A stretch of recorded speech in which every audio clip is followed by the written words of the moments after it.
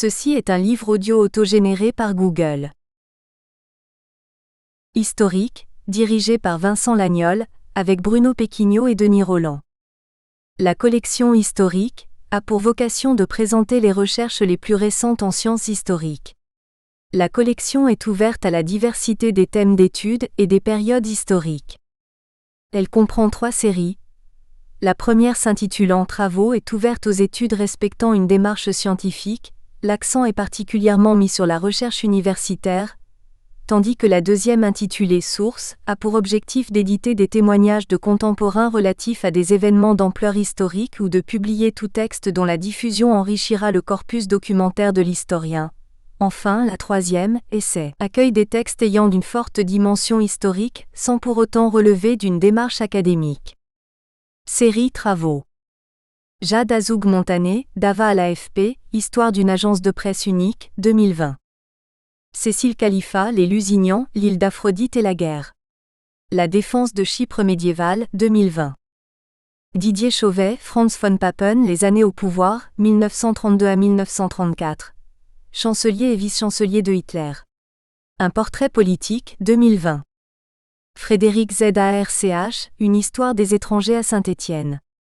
Les Indésirables, 19e-20e siècle, 2020. Patrice Foutakis, Les 3 saisons. Un carrosse sur le chemin du chevalier Antonio Bosio, 2020. Éric Fabre, Le commerce en Haute-Provence. Objets et moyens, fin du XVIIe milieu du XIXe siècle, 2020. Gaël Odéon, Philippe le Bel et l'affaire des Brus, 1314. Nouvelle enquête sur une affaire d'État ou pourquoi les femmes n'ont jamais régné en France, 2020. Gavin Bowd, Les communismes britanniques et français, 1920 à 1991, 2020. Gérard Vallin, Les Jacobites, la papauté et la Provence, 2019. Michel Bergère, Le destin de l'Evening Star, Les artistes du spectacle face à la première mondialisation et au risque du voyage, 2018.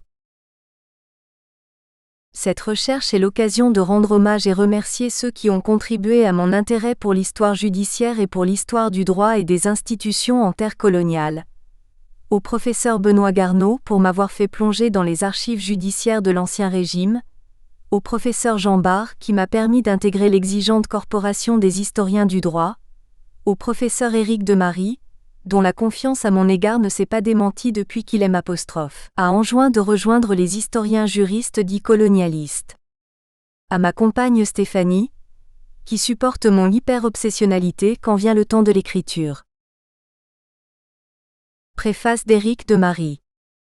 Tout travail sur l'histoire des colonies incite à l'aventure. Celle-ci ne déroge pas au genre qui nous renvoie vers d'autres temps, ici celui du premier empire colonial français, 16e-18e siècle, et vers d'autres espaces, là celui d'une Atlantique méridionale qui ne fut abordée par les vaisseaux de la Royale et arpentée par les colons français qu'à partir du XVIIe siècle. Nous voici avec la Grenade dans une des petites îles d'un archipel, celui des Caraïbes, destiné à l'heure coloniale à enrichir le royaume du trait chrétien et à parfaire sa gloire, à force de pétain, de sucre, de cacao et de café comme d'esclaves dûment christianisés. Éric Wenzel relate l'histoire de ce bout de terre de 350 km² qui n'est en rien un espace mineur. Il n'existe pas en effet d'espace secondaire aux colonies, car tout y est système et obéit à un processus implacable. De la Grenade conquise devenue place forte, à la Grenade utile après son take-off économique des années 1720 à 1730, l'île, qui fait partie à l'origine d'un vague ensemble, celui des Indes occidentales, est imbriquée immédiatement dans la pratique de l'exploitation des terres et des hommes qui est au cœur de l'expérimentation coloniale de type européen. Éloignée de la Martinique dont elle devient malgré tout une dépendance, l'île, afin d'être mieux comprise, avait certes besoin du regard d'un historien, mais plus particulièrement d'un historien du droit. En historien du droit, fort avisé depuis longtemps des questions coloniales d'Amérique, quand bien même celle-ci se soit posée au septentrion de l'Atlantique, Éric Wenzel a su forger dans ses travaux précédents des clés qui lui permettent d'ouvrir les coffres apparemment bien bouclés des institutions de gouvernement et de retrouver ainsi la logique de la fabrique coloniale. Celle de l'institution gouverneuriale par exemple, illustrée notamment par un gouverneur qui passe de l'Acadie à la Grenade avant de rejoindre la Martinique. Celle d'une justice qui, comme de coutume aux Caraïbes, commence par un mouvement d'appropriation des postes par les colons, soucieux d'intérêts publics confondus avec leurs intérêts privés, pour s'achever à partir de 1779 avec l'apparition de juges professionnels que la métropole entend mieux contrôler. Cette lutte sourde du local colonial contre le central colonial, où s'affrontent les singularités du terrain et les plans des bureaux, est fort bien mise en exergue dans cet ouvrage qui nous renvoie comme toujours avec l'histoire coloniale à des problématiques fort actuelles. Le droit neutralise nombre de différences. Eric Wenzel nous rappelle combien le droit est utile dès lors que l'île est peuplée de deux populations de colons européens, anglais et français, qui tout en s'affrontant de l'extérieur de l'île par voie de flotte opposée se ménagent, en fonction des aléas des armes, à l'intérieur de l'île afin d'assurer la fluidité du système d'exploitation. C'est à ce prix que tout ce petit monde se comprend et s'entend afin de créer par exemple un tribunal d'exception pour le jugement des esclaves, 1726, inspiré d'un modèle martiniquais. Ces pratiques aussi menues soient-elles permettent de comprendre les ténacités pour ne pas dire l'entêtement des colons que l'on retrouvera plus tard dans d'autres épisodes. La Guadeloupe, la Martinique devenue pour quelque temps anglaise après 1810, Saint-Domingue bien sûr et la question du patriotisme américain, sans parler de la guerre civile américaine du XIXe siècle. Le droit se conjugue bien sûr avec la violence coloniale qui surgit de l'étude, car pas plus ici que dans d'autres domaines, il arrive qu'il n'ait pas pour fin la justice. Dans le repli des archives qu'Eric Wenzel a scrupuleusement dépouillées, le lecteur surprend une demande impromptue, celle pour l'exemple, de laisser pourrir sur place les cadavres des esclaves marrons, en fuite tués par les milices. Est-ce juridique? Cela le devient-il? Il faut lire ce livre afin de mesurer les réponses à ces questions qui participent du tropisme colonial. Remercions l'auteur qui, en déplaçant son regard et en s'éloignant de sa zone de confort, nous renvoie par-delà lieu et temps à nous-mêmes dans cette aventure humaine, aussi douloureuse soit-elle. Éric Demarie, professeur d'histoire du droit à l'Université Montpellier. Introduction. Dans l'histoire coloniale des Petites Antilles, l'île de la Grenade, aujourd'hui petit pays caraïbéen d'environ 350 km² réputé comme l'île aux épices, n'a pas connu la même veine historiographique que les grandes îles voisines que sont la Guadeloupe et la Martinique. Elle fait partie de ces petits espaces antillais qui, à l'instar de la Dominique, de Sainte-Lucie ou encore de Tobago, n'ont pas encore vraiment trouvé leur place dans le vaste champ de la recherche en histoire sur l'outre-mer. Seul Saint-Christophe, Saint-Kitts selon les standards anglais, pourtant 2 fois plus petite, a fait l'objet d'une attention plus soutenue des chroniqueurs puis historiens, sans doute parce qu'elle bénéficie de son statut de berceau de la colonisation des Antilles par la France en 1625. Les synthèses historiques sur l'histoire des Antilles françaises ne retiennent généralement de la Grenade que quelques événements. L'installation des premiers sujets du roi de France au milieu du XVIIe siècle, quelques mentions éventuelles sur les conflits avec les Indiens Caraïbes, son passage sous autorité britannique à la fin de la guerre de 7 ans puis le retour éphémère de l'île sous giron français au moment de la guerre d'indépendance américaine à laquelle la France de Louis XVI apporte son soutien. Dans les années 1960, à une époque où les Archives nationales de l'outre-mer, ANOM, basées à Aix-en-Provence, n'avaient pas encore été instituées, elles le seront en 1966, Jean-Claude Nardin en appelait à faire l'histoire de la Grenade, certes territoire mineur du premier système colonial, dont le sentiment de médiocrité qui entoure ce petit archipel n'était selon cet historien que peu justifié. De fait, les soubresauts historiques que celui-ci connaît jusqu'à la fin du XVIIIe siècle montrent qu'il mérite une plus grande attention des historiens colonialistes, notamment parce qu'il est partie prenante d'une histoire plus large, celle des Antilles françaises. En ce qui nous concerne, l'intérêt pour ce petit espace îlien est né d'une recherche sur l'histoire de la magistrature ultramarine au temps de l'Ancien Régime colonial, précisément sur les conditions d'accès aux fonctions de juge et de procureur royaux. La Grenade nous est alors apparue comme un cas un peu à part parce que le recrutement des magistrats sous les règnes de Louis XIV et ses 2 successeurs ne semble alors pas coller avec ce que l'on retrouve ailleurs, notamment dans le reste des Antilles françaises, avec une forte dépendance vis-à-vis de la Martinique, la grande voisine à partir de laquelle a commencé l'installation des Français sous le règne de Louis XIII. De là est venue l'idée d'en mieux connaître l'histoire dans une approche d'histoire du droit et des institutions, notre spécialité académique, qui n'exclut en rien un appui sur une histoire économique et sociale qui peut expliquer les fondements de telle institution locale ou les décisions de tel administrateur colonial. C'est que l'île de la Grenade est victime d'un paradoxe. Bien que négligée par la recherche historique contemporaine, elle a pourtant été l'objet d'une description précoce et spécifique de sa colonisation par la France.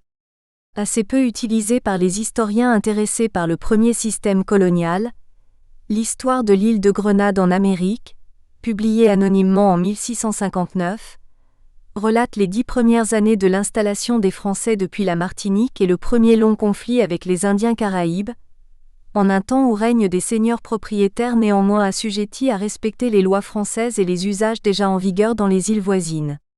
Avec ce petit opuscule d'une 60aine de pages, pétri de références bibliques, au point de comparer l'un des principaux acteurs, Diel du Parquet, à Moïse et l'arrivée des premiers Français à l'épisode de la mer Rouge, mais très précis sur certains points, sans doute de la plume d'un dominicain, le père Bénigne Bresson témoin pour partie des événements, l'île dispose très tôt de son premier historien. Les ouvrages du célèbre père du Tertre, notamment son Histoire générale des îles Saint-Christophe, de la Guadeloupe, de la Martinique et autres de l'Amérique, publié certes dès 1654, puis son Histoire générale des Antilles, édité à compter de 1667, ne consacre à la Grenade qu'une place marginale, au sens premier du terme. À une époque de politique mercantiliste, dans laquelle l'économiste Antoine de Montchrétien en appelait quelques décennies plus tôt à planter et provigner de Nouvelle-France, le manuscrit longtemps conservé par les jésuites n'est sans doute pas à prendre au pied de la lettre. Hostilité au gouverneur du Buc, aux Caraïbes, présenté par le missionnaire comme bien sauvage et bien fourbe, quelques erreurs dans la chronologie des faits rapportés, mais il est apostrophe. En reste pas moins incontournable pour décrire les premières étapes de la colonisation de l'île. Ce paradoxe montre d'emblée un premier intérêt à faire l'histoire de la Grenade au temps du premier système colonial, car si un missionnaire a cru bon au début du règne du roi Soleil de nous rapporter la conquête et l'installation des premiers colons européens, c'est assurément parce que celles-ci sont édifiantes et l'île a assurément quelque chose à nous apprendre en matière de colonisation. Nous pouvons allègrement reprendre les propos du gouverneur Blénac en 1680, qui font encore sens à l'heure de ces lignes, à savoir que la Grenade est une île qui mérite qu'on la considère désormais plus qu'on a fait jusqu'à ici.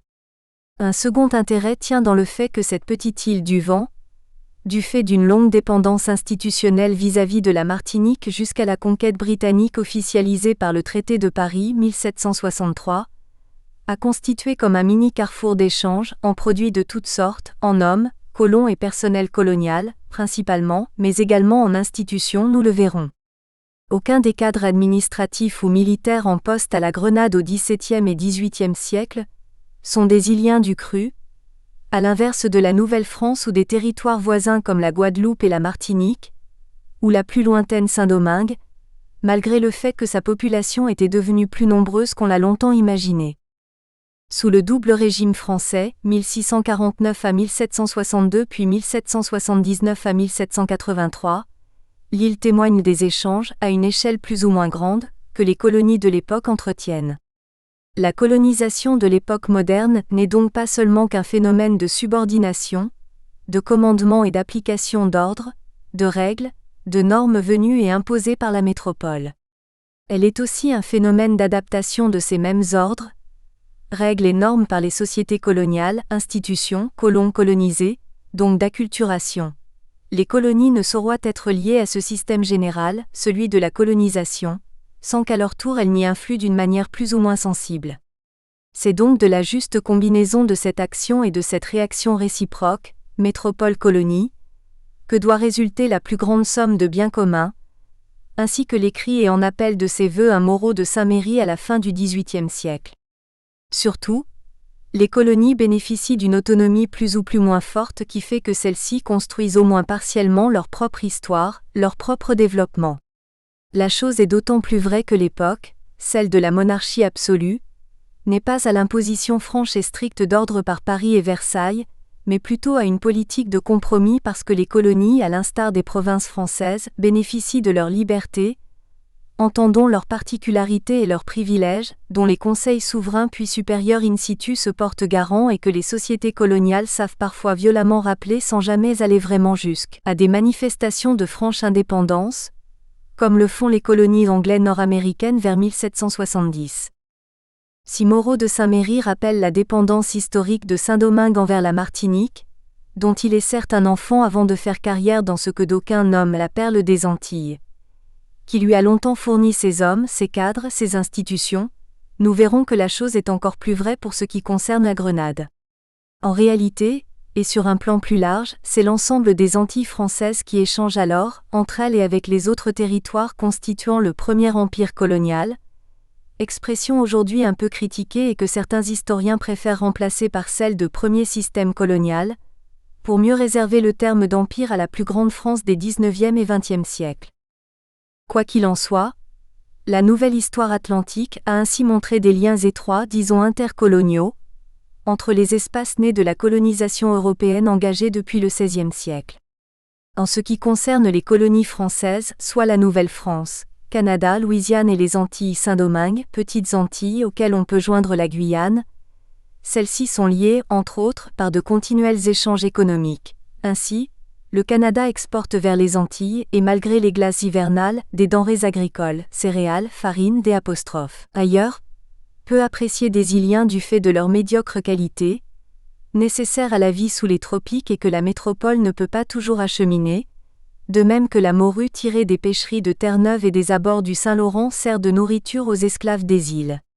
Le Canada y envoie aussi du bois de construction pour les navires et du charbon de bois, les essences tropicales n'étant sans doute guère propices en la matière. Les échanges vont cependant dans les deux sens. Bon an mal an, une vingtaine de navires font la navette entre les différentes colonies d'une vaste Amérique française ou d'un vaste Atlantique français.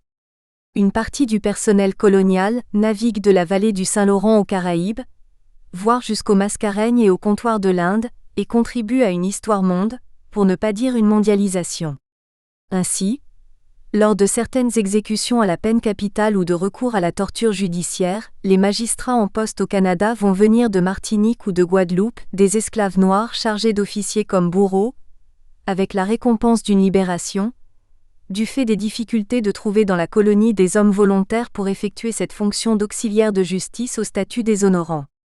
La Louisiane française, la Nouvelle-Orléans surtout, entre marge méridionale de la Nouvelle-France et monde caribéen, concrétise au mieux ces relations intercoloniales par de continuelles influences réciproques et échanges institutionnels et juridiques. Ainsi le Code noir adopté par la Société esclavagiste de la Basse-Louisiane en 1724, inspiré évidemment du Code en vigueur dans les Antilles depuis 1685, mais au contenu pour partie spécifique du fait d'une société coloniale particulière. Entre échange et dépendance. C'est ainsi que nous apparaît l'île de la Grenade sous le régime français, même si la seconde période, au moment de la guerre d'indépendance américaine à laquelle participe de manière décisive la France de Louis XVI, montre que ce petit territoire acquiert une plus grande autonomie vis-à-vis de sa mère martiniquaise, en témoigne la fondation d'institutions judiciaires propres, notamment un conseil supérieur, certes bien tardif. Ce travail doit évidemment beaucoup aux recherches menées antérieurement sur l'histoire de la Caraïbe et de sa colonisation à l'époque de l'Ancien Régime français. Depuis les années 1950, la recherche historique a très largement fait progresser nos connaissances sur l'histoire de la Caraïbe en général et des Petites Antilles en particulier. Sur l'histoire de la colonisation des îles du Vent comme sur l'histoire économique et sociale. Économie sucrière, société d'habitation-plantation, question de l'esclavage, etc. Au XVIIe et XVIIIe siècle, les travaux forment aujourd'hui un corpus important qui n'empêche en rien des recherches complémentaires, sur les échanges intercoloniaux précisément, sur des questions de genre, sur les espaces mineurs, dont la Grenade, sur la formation des premières sociétés coloniales avant le développement de l'économie sucrière et sa conséquence majeure qu'a été le grand développement de la traite négrière, en remplacement du système des engagés qui dominait jusque dans les années 1670, sur les institutions et le droit dans les colonies des Petites Antilles, etc. Sur ce dernier domaine, les Petites Antilles, comme Saint-Domingue, ont déjà certes fait l'objet de nombreux travaux. sur le fameux Code noir de 1685, sur les conseils souverains et supérieurs, sur la question ô combien fondamentale, de la nature juridique des terres et de leurs exploitations, sur les jurisprudences locales et l'application de la coutume de Paris, sur les justices spécialisées ou d'exception, sur L', adaptation-appropriation du droit par les sociétés locales, sur son personnel administratif et judiciaire, etc. Autant de thèmes qui concernent la Grenade des XVIIe et XVIIIe siècles, un territoire qui n'apparaît que bien peu dans toutes ces études. Comme fil directeur à cette recherche, une question de fond. La Grenade, bien que partie intégrante des petites Antilles françaises et plus largement de l'espace Caraïbe, présente-t-elle quelques spécificités dans les thèmes qui viennent d'être précisés ? Même en se limitant à une histoire institutionnelle de la Grenade, dont une approche moderne ne peut se départir de toute dimension événementielle, socio-économique et évidemment politique, cette petite île du premier système colonial français a beaucoup à nous apprendre sur la manière de gouverner et d'administrer un petit territoire ultramarin au XVIIe et XVIIIe siècle. C'est pourquoi s'il convient de brosser à grands traits l'histoire de la colonisation de l'île et la mise en place des structures socio-économiques qui fondent son éventuelle particularité, chapitre 1, la présente étude cherchera à analyser les manières dont le territoire grenadien a été gouverné et administré au nom de la monarchie à partir du règne de Louis XIV, tant au niveau des instances militaires, chapitre 2, qui cumulent compétences martiales et de maintien de l'ordre dans la colonie et jusqu'au traité de Paris de 1763, d'attribution bureaucratique, que des instances proprement administratives qui assurent ce que l'époque moderne nomme la police, soit l'administration générale, chapitre 3. L'accent sera particulièrement mis sur les hommes, acteurs locaux des institutions coloniales, qui adaptent sur un espace particulier des prérogatives parfois tout théoriques. Enfin, l'étude des juridictions coloniales et du personnel judiciaire est indispensable pour comprendre un phénomène de domination, de contrôle social et de maintien également d'un ordre colonial. En la matière, la Grenade présente d'évidentes singularités qui la démarquent des espaces environnants malgré une forte dépendance, au moins jusqu'en 1763, de la Martinique, dans un rapport de quasi-filiation institutionnelle, chapitre 4. Puisse ce volume donner à la Grenade sous l'ancien régime colonial français la place qui nous semble devoir lui revenir. Chapitre 1 La Grenade dans le premier système colonial, français, une île sous influence. Ce premier chapitre n'a pas d'autre but que de brosser à grands traits l'histoire de l'intégration de la Grenade au sein du premier empire colonial français. Une double intégration en réalité puisque l'île a été française par 2 fois avant de définitivement céder le pas à la Grande-Bretagne. Il s'agira aussi de dégager ce qui fait les caractéristiques propres de la société dans cette île périphérique, des petites Antilles françaises, et au-delà de l'ancien régime colonial. Une approche réaliste de l'histoire du droit et des institutions ne peut se départir de ces éléments qui relèvent avant tout de l'histoire sociale de la colonisation. Les institutions coloniales et les hommes qui les servent ne sont pas détachés et détachables du cadre global, géographique, sociologique, économique, politique, événementiel, etc., dont ils ont la charge et qu'ils doivent administrer, gérer, gouverner. Si la Grenade présente au XVIIe et XVIIIe siècle des traits communs à l'espace caraïbéen sous domination française, ce territoire mineur, quoique de moins en moins au fil du temps des îles du Vent possède une histoire propre, malgré une évidente dépendance vis-à-vis de la Martinique pendant une bonne partie de son histoire sous le premier système colonial. La Grenade est intéressante en elle-même, et les institutions coloniales voulues pour elle par les rois de France à l'heure de la monarchie absolue se distinguent, nous le verrons, de celles des autres espaces ultramarins par quelques singularités. Une colonisation en 2 temps. La Grenade est une petite île volcanique, composée de collines verdoyantes, d'environ 34 km de long sur 18 de large, dont le point haut culmine à 840 mètres. Elle connaît un climat de type tropical, caractérisé par une saison sèche allant de janvier à avril et une saison des pluies allant de juin à novembre. Voilà des éléments géographiques ou topographiques qui existaient déjà lorsque des colons français sont venus s'y installer, et ont intégré l'île dans un empire colonial alors en pleine, mais difficile, formation.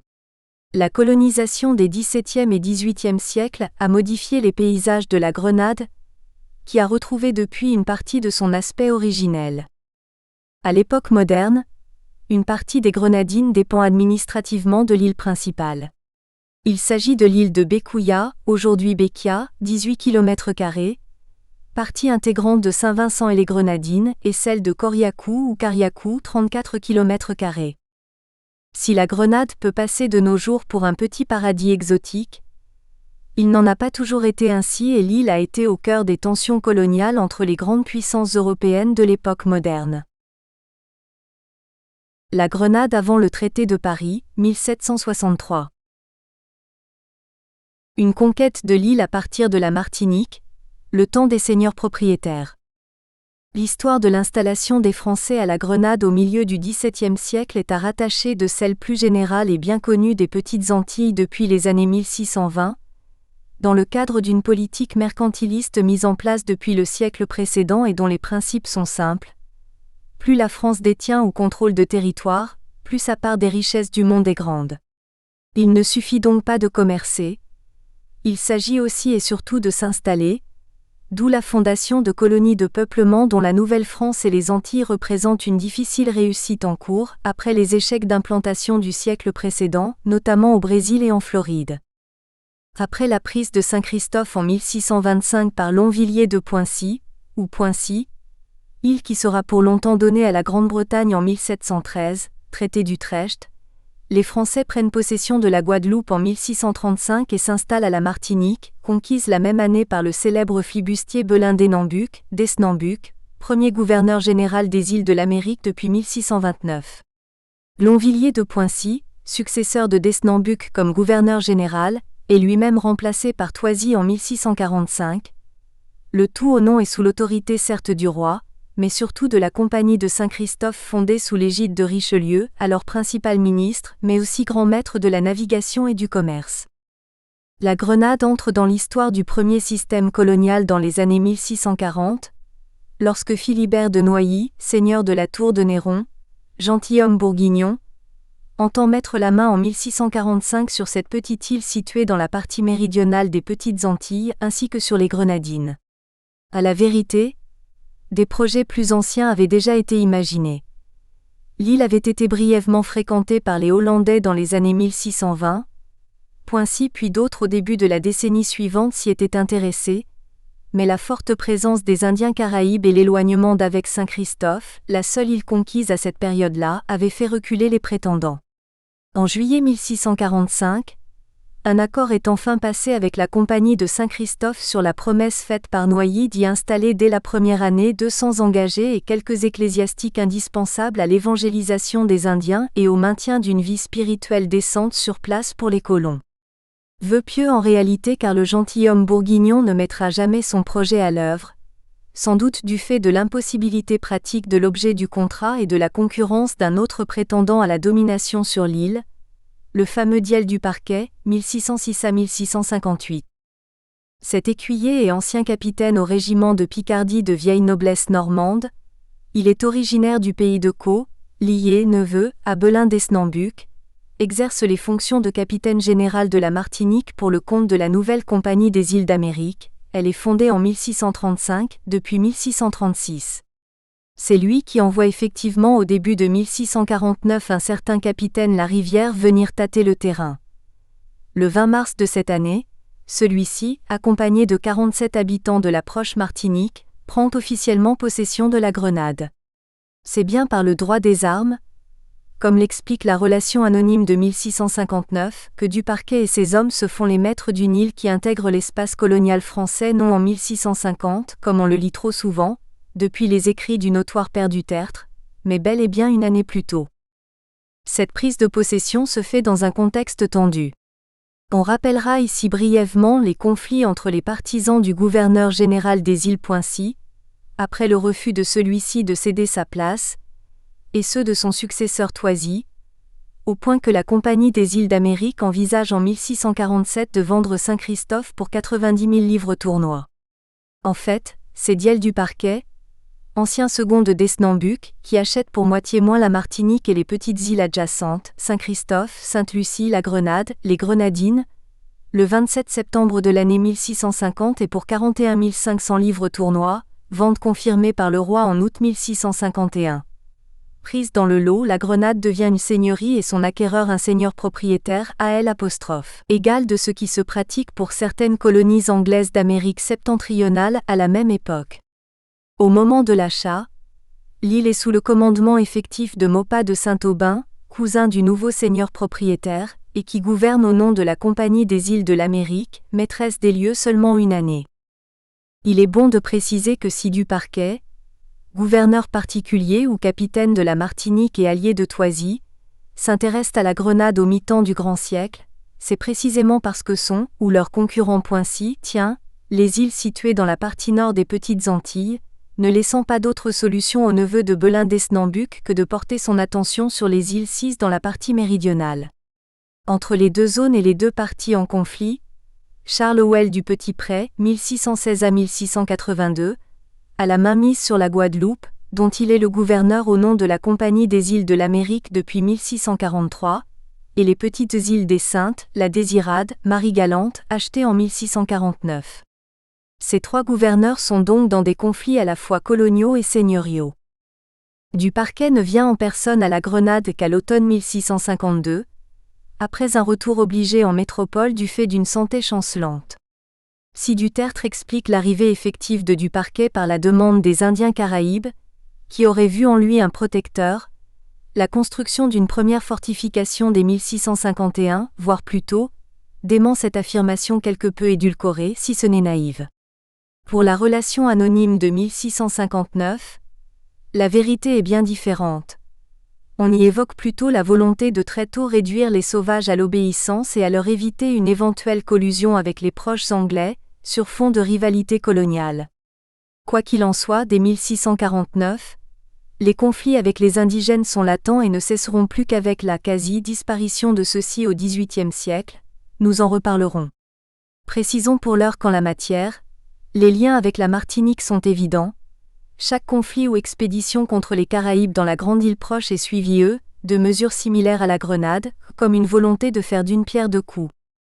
La Grenade, comme la Martinique à cette date ou quelque temps plus tard Sainte-Lucie, achetée par Fouquet en personne en 1653, personnage dont il faut rappeler le rôle important dans le décollage de la colonisation à cette période, devient une seigneurie avec droit de justice, haute, moyenne et basse, à condition de rendre foi et hommage au roi, dans un rapport tout vassali.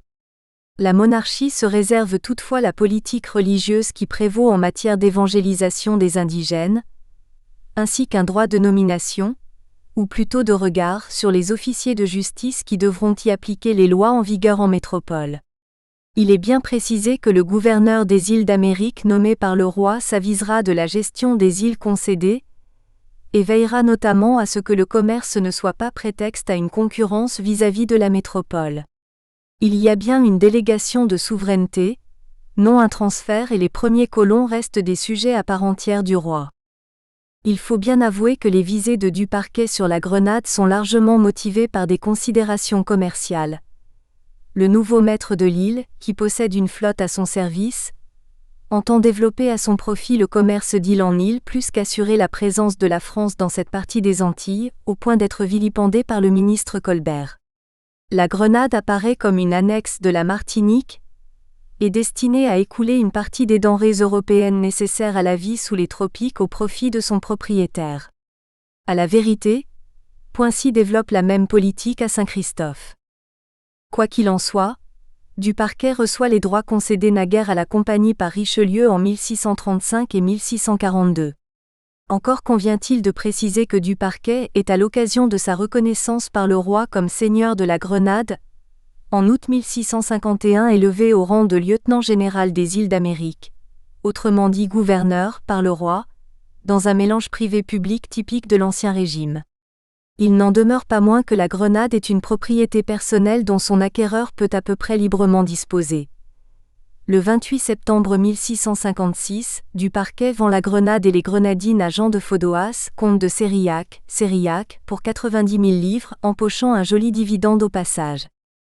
Ce nouveau maître, qui deviendra également représentant officiel du roi à la Grenade en 1660, va plonger sa propriété dans un conflit sanglant avec les Caraïbes. Les Caraïbes, violence coloniale et menaces persistantes jusque sous le règne de Louis XIV. Il ne s'agira pas de présenter ici les sociétés indigènes de la Grenade, telles qu'elles existaient avant l'arrivée des Européens, et sans doute encore dans les premières années, voire décennies, de la conquête et de la colonisation. Les premiers habitants de la Grenade sont à rapprocher des populations caraïbes de l'ensemble insulaire des Petites Antilles. On peut sur l'histoire des Indiens avant et post-conquête se référer aux travaux de Gérard Lafleur et Laurence Véran. Nous insisterons plus volontiers sur leur rapport conflictuel avec les colons de la Grenade, conflits qui certes ont contribué à leur quasi-disparition au XVIIIe siècle, mais surtout à une installation difficile desdits colons et surtout, à une difficile mise en place de structures institutionnelles stables dans cet petit espace insulaire dans les premières décennies de la conquête. Si les Indiens présents à la Grenade n'ont pas tous été massacrés dès les premières années de la conquête française au milieu du XVIIe siècle, celle-ci s'est très vite accompagnée d'une série de conflits sanglants entre les deux communautés, l'indigène et l'européenne, même si les Caraïbes étaient loin de former un peuple uni. Le premier conflit avec les Caraïbes, ou pour mieux les dénommer Kalinagos, est longuement décrit par l'anonyme de la Grenade, en l'occurrence le présumé père Bresson, qui ne l'a pas vécu directement. Il arrive dans l'île selon toute vraisemblance en 1656, mais la fraîcheur des événements peut expliquer les précisions et les explications qu'il donne. Point n'est question de reprendre dans le détail l'ensemble des faits rapportés, seulement de les présenter dans leur trame dramatique, et pour rappeler que l'histoire des premières institutions coloniales s'inscrit dans un contexte historique particulier. Si dans les premiers mois de l'arrivée des hommes de Duparquet des échanges positifs ont eu lieu, très vite les Kalinagos de l'île sont accusés de duplicité, d'aider leurs frères des territoires voisins, notamment ceux de Saint-Vincent, de s'en prendre aux colons et à leurs biens, alors que dans le même temps d'autres indigènes, dont un certain capitaine Duquesne, se montrent plus favorables à des envahisseurs de plus en plus présents et pressants. Des pirogues sont prises, des habitations autochtones détruites, etc. Et en représailles celles des Français le sont aussi, au point que ceux-ci sont contraints de se réfugier dans le fort construit au début de leur installation. L'équilibre entre les peuples n'aura pas duré une année. Une année, c'est aussi le temps du premier grand conflit qui éclate en 1650. Au printemps de cette année, avec l'aide de Duquesne, une expédition militaire est menée et conduit à un premier grand massacre, les Caraïbes préférant se jeter dans la mer plutôt que d'être faits prisonniers et sans doute menés en esclavage.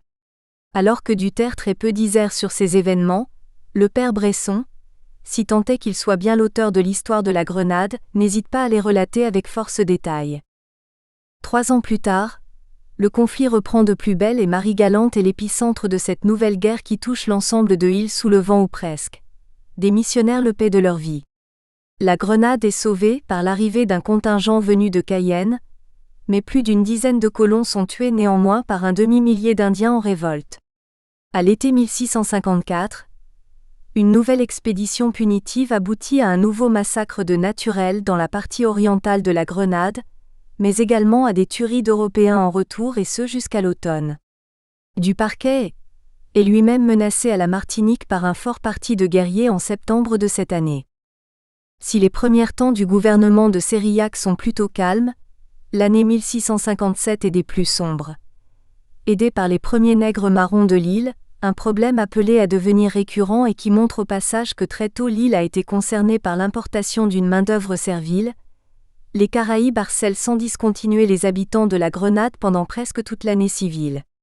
Les capitaines indigènes, dont les forces militaires s'épuisent et ne peuvent plus guère se renouveler, sont contraints de demander la paix à l'automne. En juillet 1658, Sérillac peut enfin prendre possession de son île, mais le calme est de courte durée. Faudoas doit en effet compter avec les habitants de la Martinique, qui, excédés par les heurts avec les Caraïbes, décident d'éliminer ceux-ci sur l'ensemble des îles avoisinantes. Il s'agit en réalité peut-être d'un problème plus large, celui d'une révolte d'une partie des habitants de la Grande Île contre les autorités en place. Ces colons révoltés profitent du désordre avec les Kalinagos pour se mêler au conflit en cours.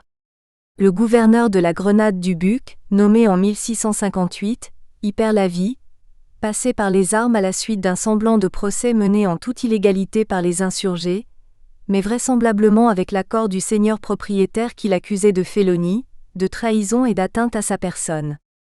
2 complices de Dubuque sont également condamnés en 1660 à l'occasion de ce qui est sans doute le premier véritable procès de l'histoire de l'île de la Grenade sous le régime français, comme il sera étudié plus tard, bien que l'anonyme de la Grenade, décédé en 1659, ne puisse en relater les causes et le déroulé précis.